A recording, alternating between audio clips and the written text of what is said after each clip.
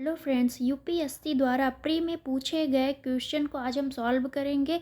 जो 1995 से लगातार 2022 तक के पूछे गए प्री में एमसीक्यू जो भी पूछे गए हैं उसको हम सॉल्व करेंगे। और हम स्टार्ट करते हैं भारतीय संविधान से।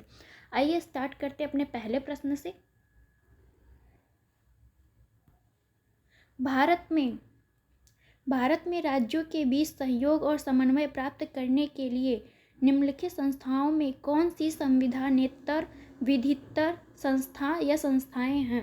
राष्ट्रीय विकास परिषद, राज्यपाल सम्मेलन, आंचलिक परिषद, अंतर्राज्यीय परिषद। इसका आंसर है बी 1, 2, 3।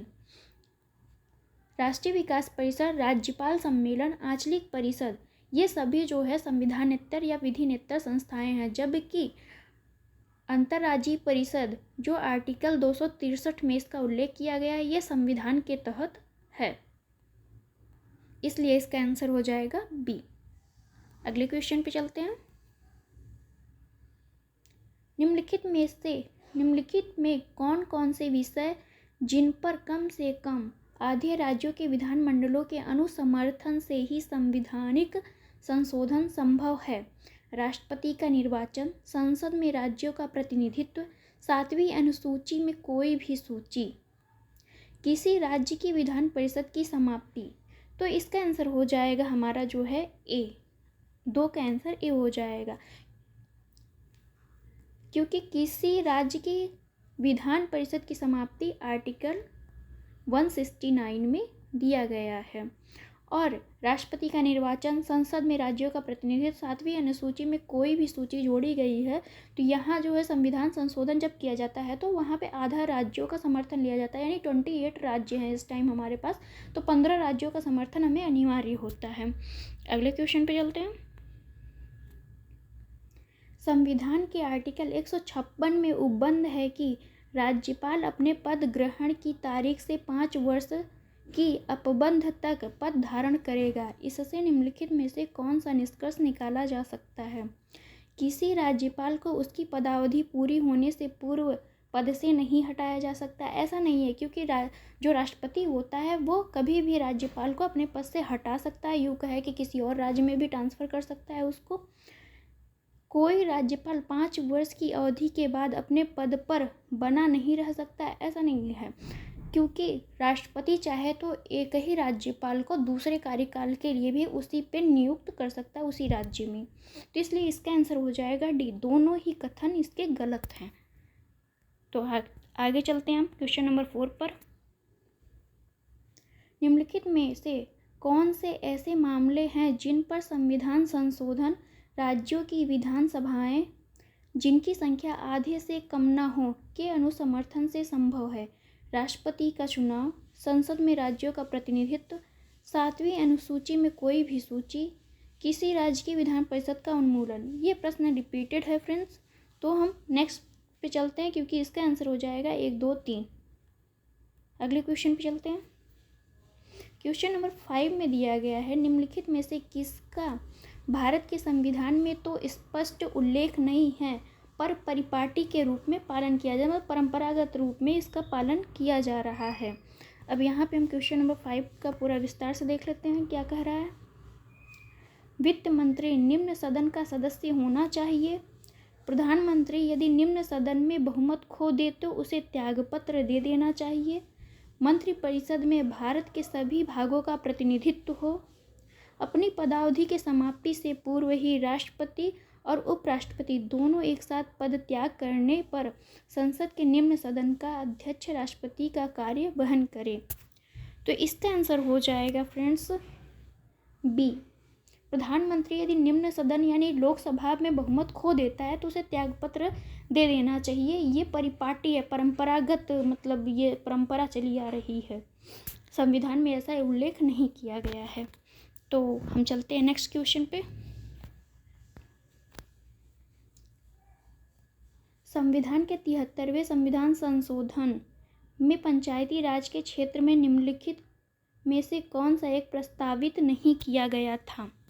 सभी निर्वाचित ग्रामीण स्थानीय निकायों में सभी स्तरों पर 30% सीटें महिलाओं के लिए आरक्षित रखी जाएंगी। पंचायती राज संस्थाओं के लिए संसाधनों के नियंत्रण के लिए राज्य अपने अपने वित्त आयोगों का गठन करेंगे। पंचायती राज के निर्वाचित कार्यकर्ता अपने पद पर कार्य करने के लिए अयोग्य ठहराए जाएंगे यदि इनकी 2 से अधिक संतानें हैं। यदि पंचायती राज निकायों का राज्य सरकार द्वारा अधिक्रमण या विघटन कर दिया जाए तो 6 महीने की अवधि में चुनाव कराए जाएंगे। इसका आंसर होगा डी।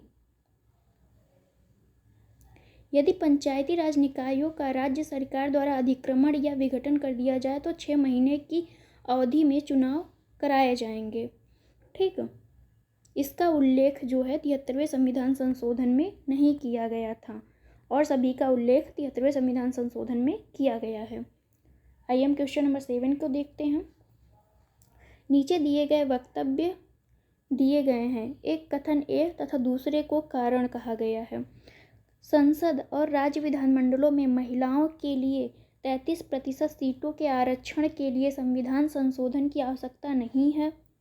चुनाव लड़ने वाले राजनीतिक दल बिना किसी संविधान संशोधन के जितनी सीटों पर चुनाव लड़ रहे हैं उसके 33% महिलाओं के लिए नियतन कर सकते हैं।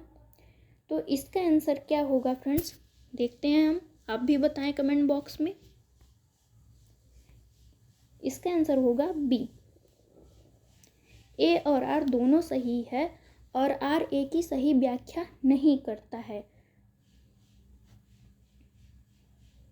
इसका उल्लेख आर्टिकल 59 में किया गया है कि अनुच्छेद जो फर्स्ट का उल्लेख है, संसद और राज्य विधानमंडलों में महिलाओं के लिए 33% सीटों के आरक्षण के लिए संविधान संशोधन की आवश्यकता नहीं है। इसका जो है उल्लेख आर्टिकल 59 में किया गया है, जबकि सेकंड ऑप्शन का उल्लेख 79 में के अनुसार कहा गया है कि संघ के लिए एक संसद होगी और जो राष्ट्रपति तथा 2 सदनों लोकसभा तथा राज्यसभा से मिलकर बनेगी। ठीक, आगे चलते हैं हम क्वेश्चन नंबर 8 पे।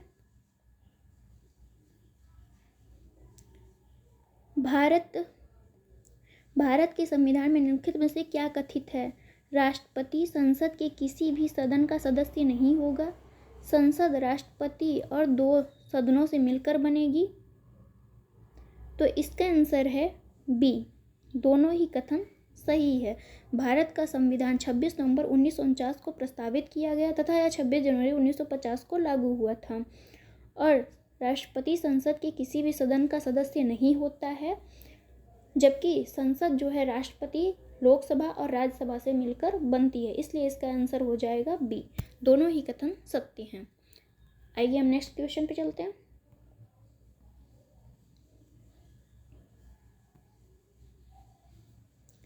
हम भारत के लोग भारत को एक संपूर्ण प्रभुत्व संपन्न समाजवादी पंथ निरपेक्ष लोकतांत्रिक गणराज्य बनाने के लिए तथा उसके समस्त नागरिकों को सामाजिक आर्थिक और राजनैतिक न्याय विचार अभिव्यक्ति विश्वास धर्म और उपासना की स्वतंत्रता प्रतिष्ठा और अवसर की समता प्राप्त करने के लिए तथा उन सब में व्यक्ति की गरिमा और राष्ट्र की एकता और अखंडता सुनिश्चित करने वाली बंधुता बढ़ाने के लिए दृढ़ संकल्प होकर अपनी इस संविधान सभा में आज एक्स द्वारा, यहाँ तिथि होनी चाहिए थी जो नहीं है उसको आपको बताना है, एक्स द्वारा इस संविधान को अंगीकृत अधिनियमित और आत्मार्पित करते हैं। एक्स का अर्थ क्या है यहाँ पे? 26 जनवरी 1950 और 26 नवंबर 1949, 26 जनवरी 1949। इसका आंसर है बी, 26 जनवरी 1949 को हमारा संविधान जो है हमारे संविधान को अपनाया गया था और ये लागू हुआ था 26 जनवरी 1950 को। इसलिए इसका आंसर हो जाएगा बी। क्वेश्चन नंबर 10 को हम देखते हैं।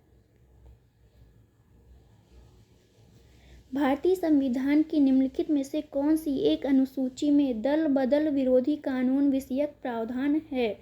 दूसरी अनुसूची में, 5वीं अनुसूची में, 8वीं अनुसूची में, 10वीं अनुसूची में? इसका आंसर है डी, 10वीं अनुसूची में दल बदल विरोधी कानून लाया गया था जो 1885 में लाया गया है 92वें संविधान संशोधन के द्वारा। ठीक है, क्वेश्चन नंबर 11 देखते हैं। भारतीय संविधान मान्यता देता है केवल धार्मिक अल्पसंख्यक को, केवल भाषाई अल्पसंख्यक को, धार्मिक और भाषाई अल्पसंख्यकों को, धार्मिक, भाषाई और निर्जातीय अल्पसंख्यकों को। इसका आंसर है सी, धार्मिक और भाषाई अल्पसंख्यकों को भारतीय संविधान मान्यता देता है। आर्टिकल 29 और 30 में धार्मिक तथा भाषाई अल्पसंख्यकों को मान्यता प्रदान की गई है, यद्यपि संविधान में अल्पसंख्यक शब्द को परिभाषित नहीं किया गया है। और यहाँ जो हम लोग पढ़ते हैं लक्ष्मीकांत, उसमें धार्मिक के बजाय वहाँ लिपि और संस्कृति शब्द का वर्णन किया गया है, जिसका अगर हम व्यापक अर्थ लें तो धार्मिक ही होता है। Thank you for watching friends, मिलते हैं नेक्स्ट वीडियो में।